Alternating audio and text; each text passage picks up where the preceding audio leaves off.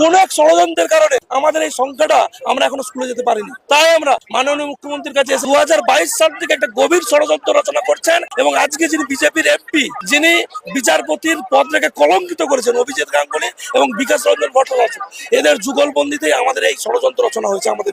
ফলে আমরা বিভাগীয় তদন্ত অবশ্যই দাবি করবো এসএসসি বিরুদ্ধে, এসএসসি চেয়ারম্যানের বিরুদ্ধে। সাথে সাথে আমরা মুখ্যমন্ত্রী মমতা ব্যানার্জির হস্তক্ষেপ দাবি করছি, যাতে দ্রুত আমাদেরকেও স্কুলে যাওয়ার রাস্তা দেখানো হয়। দেখুন, এই যে যোগ্য অযোগ্যের তালিকা না, এই বিষয়টা আর এসএসসির হাতে নেই, পুরোটাই ছিল সুপ্রিম কোর্টের হাতে। এসএসসির সার্ভারে যে তথ্য আছে, সেই তথ্যের ভিত্তিতে আমরা চাকরি পেয়েছিলাম। আজও বলছি, এসএসসি সার্ভারের তথ্যের উপর ভিত্তি করে আমাদেরকে স্কুলে যাওয়ার ব্যবস্থা করে দেওয়া হোক। এসএসসি নিজে স্বীকার করেছেন 26-এর এতে টোটাল 1200 বার, যেটা expiry panel, rank jam, out of panel, এই 1212 ক্যান্ডিডেটটাই হচ্ছে গিয়ে প্রমাণিত অবৈধ ক্যান্ডিডেট।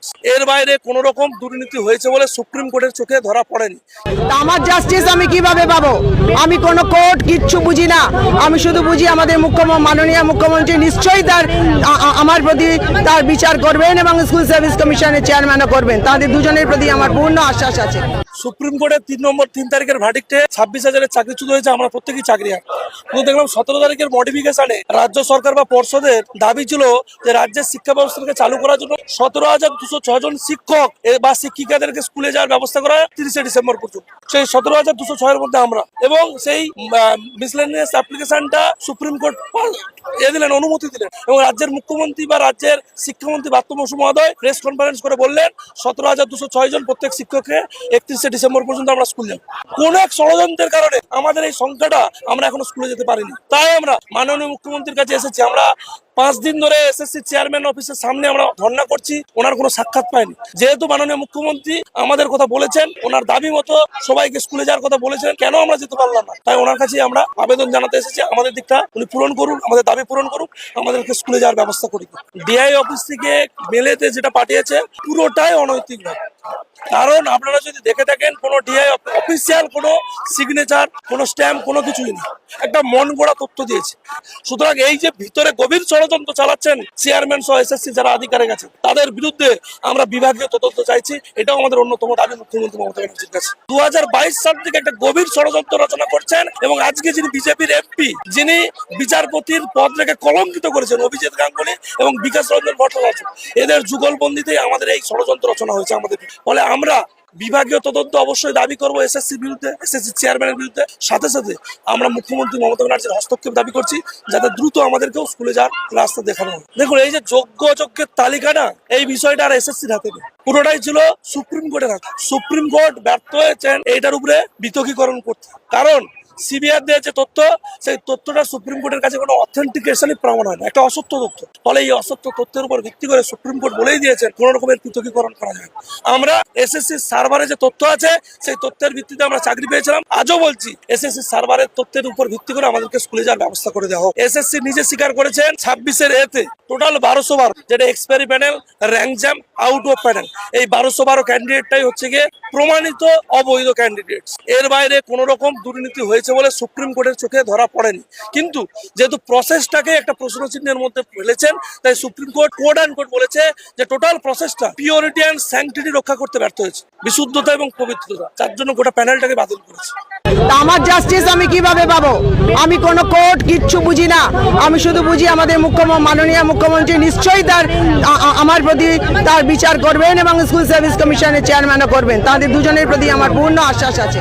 মুখ্যমন্ত্রীর কাছে আমার সবিনয় নিবেদন যে আমি স্কুল সার্ভিস কমিশনের একজন সফল কৃতি ছাত্রী, লেডি ব্রেবন কলেজের ছাত্রী, দুটো national scholarship holder, all through first class আমি, এবং Sarada Ashram, Hastings, lady Brabourne, Calcutta university এবং হেস্টিংস বিএড করে সমস্ত ফার্স্ট ক্লাস ও অধিকারী হয়ে 2007 সাল, 2011 সাল, 2014 সাল, 2016 সাল প্রত্যেকটা এসএসসি পরীক্ষায় অত্যন্ত সফলভাবে আমি কৃতকার্য হয়েছিলাম। 2007 সালে আমার সংস্কৃত পাস হিসেবে সোনারিয়া বিদ্যা মন্দির হেমচন্দ্র স্কুলে পোস্টিং। সেখান থেকে 2011 সালে অত্যন্ত কষ্ট করে আমি আবার টেট কোয়ালিফাই করি, ফিলসফি পিজিতে বসি।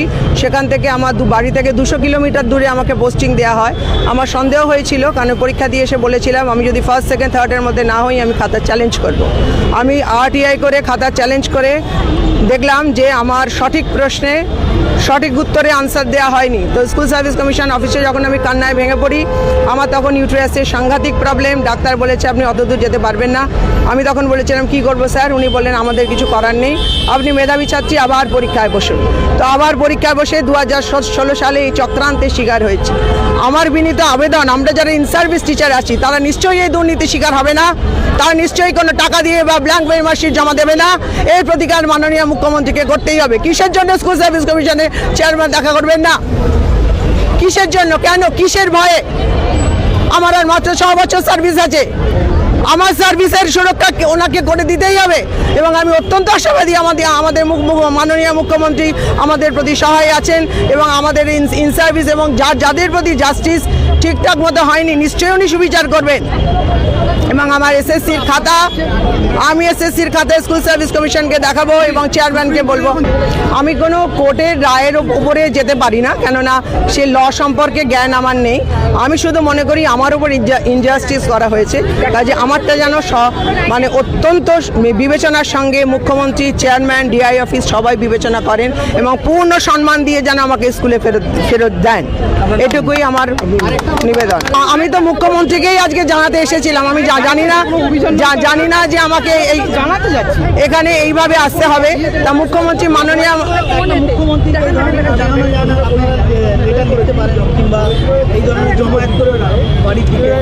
কেন নেতাজি ইন্ডোর স্টেডিয়ামে আমি সমস্ত ডকুমেন্টস নিয়ে গিয়েছিলাম, আমাকে ঢুকতে দেওয়া হয়নি। নেতাজি ইন্ডোর স্টেডিয়ামে আমি দিদিকে সমস্ত ডকুমেন্টস নিয়ে দেখাতে গিয়েছিলাম, আমাদের ঢুকতে দেওয়া হয়নি। তা আমার জাস্টিস আমি কিভাবে পাবো? আমি কোনো কোর্ট কিচ্ছু বুঝি না, আমি শুধু বুঝি আমাদের মাননীয় মুখ্যমন্ত্রী নিশ্চয়ই আমার প্রতি তার বিচার করবেন এবং স্কুল সার্ভিস কমিশনের চেয়ারম্যানও করবেন। তাদের দুজনের প্রতি আমার পূর্ণ আশ্বাস আছে। আপনার নাম? কৌশিকী মিত্র দত্ত।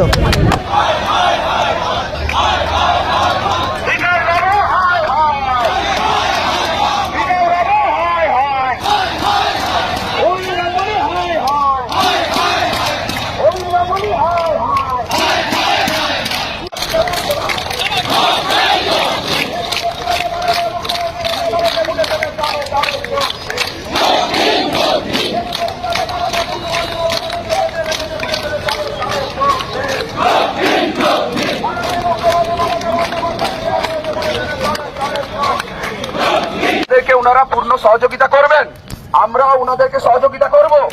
তার জন্য আমরা কিন্তু এই আক্রমণ ছেড়ে যাচ্ছি না, কিন্তু আমাদেরকে একটা সাইডে যেতে হবে। আমাদের জন্য যেন বাকি যারা রয়েছে তারা হ্যারাসমেন্ট যেন না হয়, আমরা চাই না। সমস্যায় আমরা আছি, সমাধান আমরা চাই, কিন্তু আমাদের সমস্যাটা অন্যের যেন সমস্যা না হয়ে যায়। প্লিজ অনুরোধ করবো আপনারা সবাই এই সাইডে চলে যাবেন।